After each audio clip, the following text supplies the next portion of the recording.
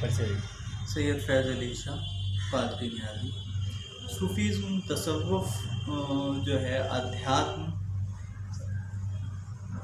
भारतीय संस्कृति में वेद और पुराण और उपनिषद से साबित है और अध्यात्म को अलग अलग समाजों में, अलग अलग मज़हबों में एक रूपता के तौर पे देखा जाता है। यानी बौद्धिज़्म में भी अध्यात्म है, मुस्लिम में भी अध्यात्म है, ईसाइयों में भी अध्यात्म है और हिंदुइज्म, क्योंकि हिंदू सभ्यता सबसे पुरानी सभ्यता है, चीन से भी पुरानी, मेसोपोटामिया, मिस्र की सभ्यता से भी पुरानी सभ्यता है। तो यहाँ वेदांतों में भी अध्यात्म का जिक्र है। अध्यात्म कहते हैं एक ताकत होने को। जब हम ये तसव्वुर कर लेते हैं, ये मान लेते हैं कि एक ताकत है और दूसरी कोई ताकत नहीं है, तो फिर जितनी भी आस्थाएँ हैं वो सब एक जगह आके इकट्ठी हो जाती हैं। तो मुस्लिम सूफ़ी आइडियोलॉजी भी वहदानियत से और तौहीद से मुत्तसिल इसी तसव्वुर को मानती है, जिसको तसव्वुफ़ कहते हैं। अब तसव्वुफ़ की प्रैक्टिस जो है वो तज़किया नफ्स, दिल को साफ़ कर लेना, बुराई से साफ़ कर लेना, हर तरह की इच्छाओं ख्वाहिशात से साफ़ कर लेना, अपने आप को दुनियावी तमाम चीज़ों से। इसका मतलब ये नहीं कि दुनियावी चीज़ों को हम छोड़ दें, दुनियावी चीज़ों को आप प्रैक्टिकली नहीं छोड़ सकते। आप जंगल में भी जाएंगे तो आप दुनिया में ही रहेंगे, आपका गुजर बसर दुनिया की चीज़ों से होगा। लेकिन तसव्वुफ़ कहता है कि दुनिया की कोई चीज़ आपके दिल में घर न करे।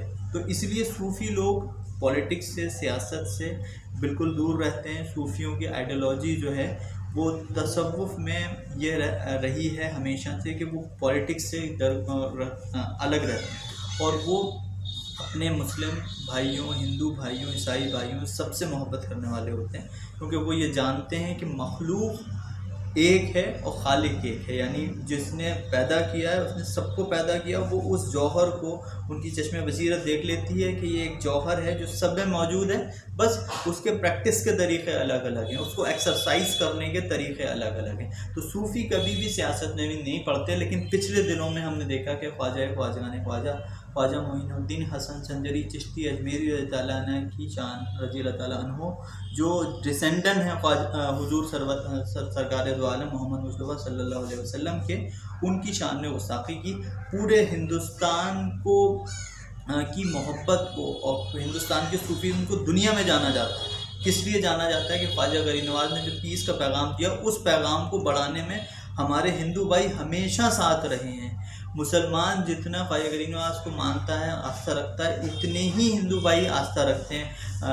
प्रधानमंत्री की तरफ से, राष्ट्रपति की तरफ से चादर उनके उर्स पर जाती है और हमारे जो उर्स जो होते हैं ख्वाजा गरीब नवाज़ के, उन उर्सों में भी आप देखिए कि हिंदू भाई बराबर शरीक होते हैं और सूफीज़्म में बराबर के वो शरीक रहें, अध्यात्म में शरीक रहें।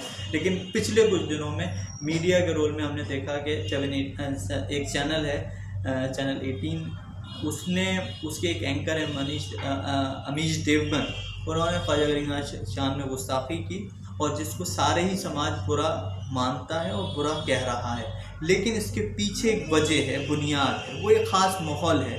उस एक माहौल क्यों बनाया जा रहा है? वो माहौल इसलिए बनाया जा रहा है कि एक ख़ास तबके के ख़िलाफ़, एक ख़ास धर्म के ख़िलाफ़ एक बुराई, एक उसके चरित्र को ख़राब किया जाए, उसे वो किया जाए। और ये जब आप किसी के दिल में ख़राबी पैदा करते हैं या किसी समाज को बुरा दिखाते हैं, तो वो सिर्फ एक समाज नहीं होता, बल्कि आप